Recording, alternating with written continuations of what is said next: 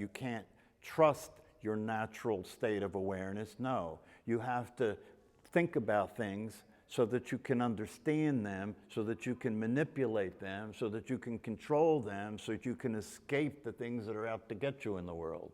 That's what the thought activity is. The thought activity is a program running in your brain, and the function of that program is to survive. That's why people, and I say this, you know, the people who come to the class every day or every week will hear me repeat this again and again. That's why you're trying to get through your life instead of live it.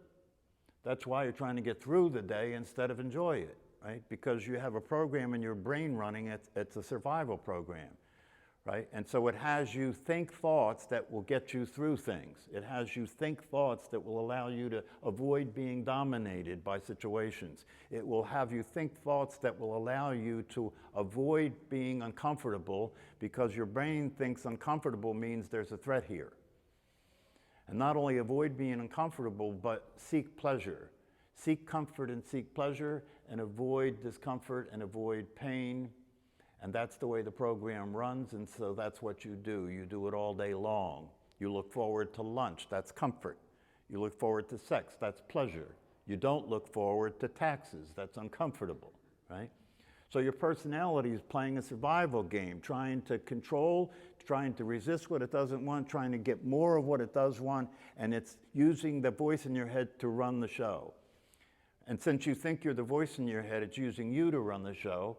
And since it's using you to run the show, you have become an entity. You have become a character that got put together by your past experience that has a voice in your head, and you think that voice is you. That's called neuroticism. That's a mild mental disturbance. It's actually worse than a mild mental disturbance because it causes unending suffering. It causes unending suffering because the voice in your head keeps interpreting. Now watch. The voice in your head keeps interpreting what's happening in such a way that it often says, that's not right. Doesn't it? That's not right. I don't like that. That's not right. I didn't want that.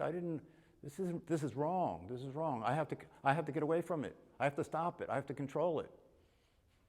This is what the voice in your head is doing all the time. It's resisting and rejecting what's happening. And that's going to cause you to suffer, right? Because what's happening isn't going to change because you don't like it. Haven't you noticed? You know, reality continues to do what it does, no matter what you think. You know, you may want to live forever, but reality tells you if you consider yourself to be the physical body, you're going to die, no matter what you think, you know? You think you can control what's happening all the time. How can you control what's happening all the time when what you are is unstable? How can you control what's happening all the time when the thought process that's running in your mind, that's a program for survival, is unstable? It's all over the place. Haven't you noticed? That's what anxiety is about. You have this voice in your head that keeps changing the topic, right? You have this voice in your head that's thinking about the weather, then it's thinking about your body, then it's thinking about tomorrow, then it's thinking about your relationship, then it's thinking about what's for dinner, then it's thinking about what happened yesterday. It's called monkey mind, right? The voice in your head is all over the place. It's scattered all over the place, right? And so if you think that's you, then you're scattered all over the place, right? You're anxious, and the anxiety starts to wear you out, right? And you don't see any relief, you don't see any escape from the anxiety, and so now you become depressed, right? Depression is an experience that people have when it looks like there's no hope, when it looks like there's no way out of this. There's no way out of this. And people become so desperate in terms of trying to escape the experience they're having of being a physical body and living in this world that they kill the body. I'll get out of this, I'll kill the body, I'll kill those senses that I need to be here. I'll kill that whole system, right? Wipe that system out. That's a worse mistake than being here, right? You can kill the body all day long. It's not going to change anything because you're not the body. You're killing the wrong thing. You're correcting the wrong mistake. You're not the body. Killing the body won't get you out of anything. The awareness is not physical, and the awareness is your actual nature. And it's about time you start to reorient yourself to what's real. And start working your way out of what isn't real. Start practicing experiencing reality so that the typical experiences that you're having, which are not real, which are being a function of your thinking activity which keeps producing an interpretation of what's happening based on your past experience. That's what it's doing all day long. It's interpreting everything based on your past experience. And that's what it'll try to do to what I'm saying. And that's why you'll complain about what I'm saying, because you'll say, wait a minute, I don't understand. It doesn't fit my already understanding of everything. And therefore, something must be wrong. You must be wrong. You must be brainwashing people. Because that doesn't fit my already understanding of reality. It doesn't fit my already way of being. Can we talk about that? See, I'm a psychologist, so people come to me for psychotherapy, right? And when they come to me for psychotherapy, it's the personality wanting me to help them get better at being a personality, wanting me to help them figure out what's wrong that's causing this suffering. I know it's not me, by the way. That's how people enter psychotherapy. I know it's not me, by the way. Let me tell you about my wife. Let me tell you about my kids. Let me tell you about my past. Let me tell you about my trauma. Right? Let me tell you about the politics, right? Help me, right? So if you come to me for psychotherapy, the only help I'm ever going to give you is to gradually introduce you to the fact that you're the problem. That's the truth, I'm sorry. Man. The problem is that you think you're something that you're not, trying to get that to work, and it can't work. A personal reality can never work, because the awareness that is your true nature is not a personal reality. It doesn't have a history. It is not conditioned. It doesn't want anything. It doesn't need anything. It's not unhappy, so it's not pursuing happiness.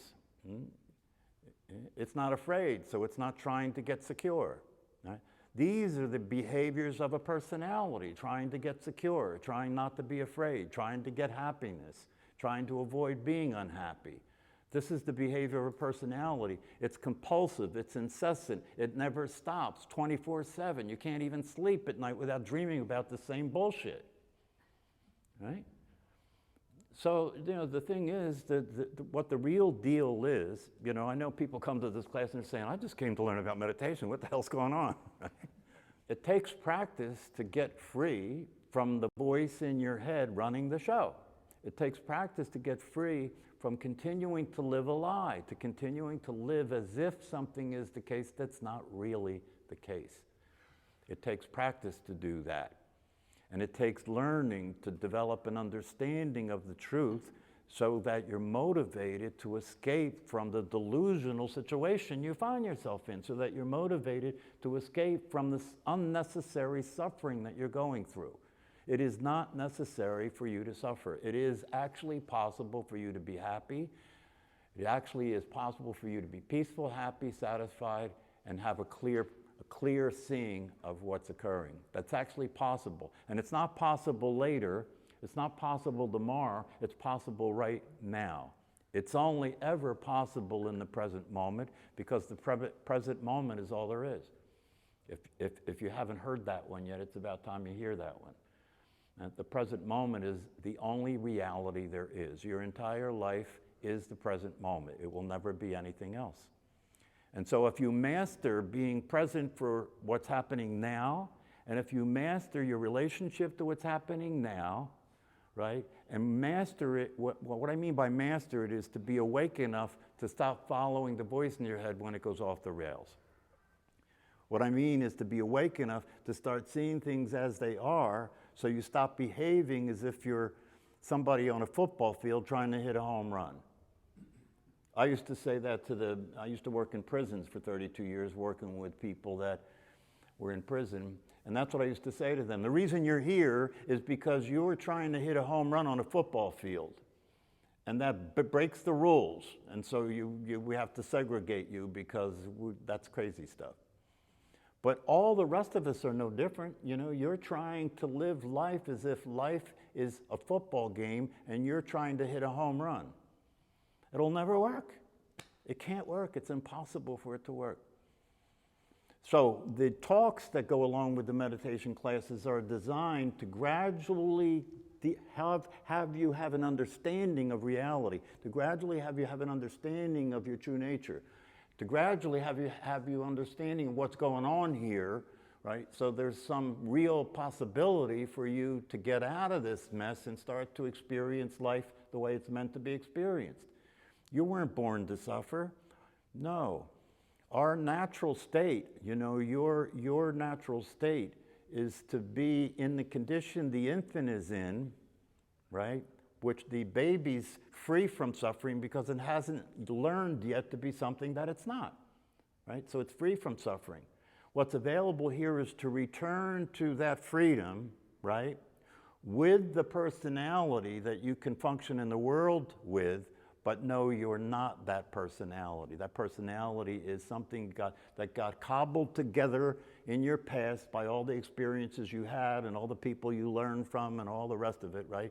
Now it's time to move beyond that and see that there is an experience the same as the infant was having, but now knowing how to play the game of life. It's the best possible scenario, right? You know, you know how to play the game of life, and you can actually become masterful at playing the game of life, right? If you're free from the delusions that have been in the way of your being able to play the game of life successfully. Start to get real, start to see things as they are, and then life starts to work. So, if you come to this class, you know, you can't come to the class the way I teach it and try it. You can't come to the class the way I teach it and just visit it. You'll leave and say, oh, that was interesting. I understood some of that stuff. A lot of it I didn't understand. Maybe I'll go back sometime. See, this is too radical. This is so radical that if you try to understand this based on your conditioning, it will be nonsensical, right? It'll be nonsensical, right? Because it's that radically different from your conditioning. The truth is radically different from what you think. And it works. It works. If you practice meditation, I don't care what you think and what you believe. If you practice meditation consistently, you really do practice it consistently every single day, the way it's meant to be done, you'll start seeing what I'm talking about. You'll just start seeing it. This is not religion. This is not a belief system. This is scientific at this point. They've done research on the brain, and they know that people that practice meditation have a different brain. They have a different brain.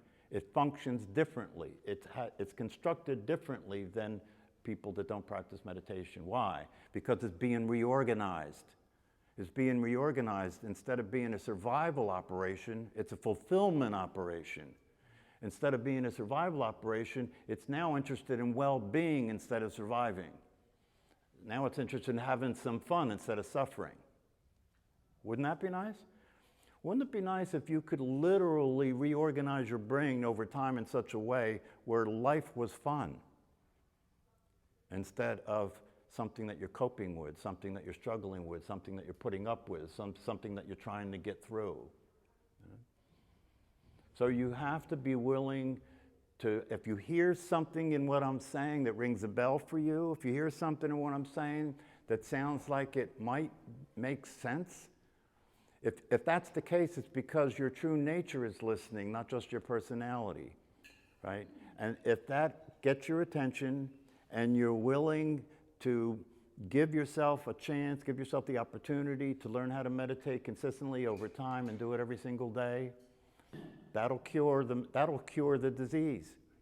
That'll cure the misunderstanding, because that'll bring you into the light and out of the darkness, and you'll start seeing things as they actually are. And then you'll be able to teach somebody else, because this isn't something that's information. This is something that's alive, that you can actually see. It's real. Right. This is not a mental process. Life is not a mental process. It's an experience of being alive. It's alive. Life is alive. It's not a process. It's not a mental process. Yeah. This is so easy that you can't do it. It's so easy you can't do it. It's so easy because you've been doing it. You're already doing it, but you're paying attention to what you think instead. Well, you don't have to understand it. You just have to get it. You just have to get what I'm talking about. You have to get that I'm pointing at something that offers you what you want more than anything else. But you can't get it by following the way that you think. It's not available there. And what we want is the truth. What you want is the truth, because the truth is the only thing that will work. Right? If the truth is, to get from here to the door, I have to get up and walk in that direction, right? If that's the truth, no matter what else I do, I won't get out of the room. And people spend their whole life like trying to figure out, maybe it's this way now. Okay, I'll go this way. No, maybe it's that way now. Or maybe I need to get married again. Or maybe I need to move to Europe. Or maybe I need to buy a car. This is your daily life.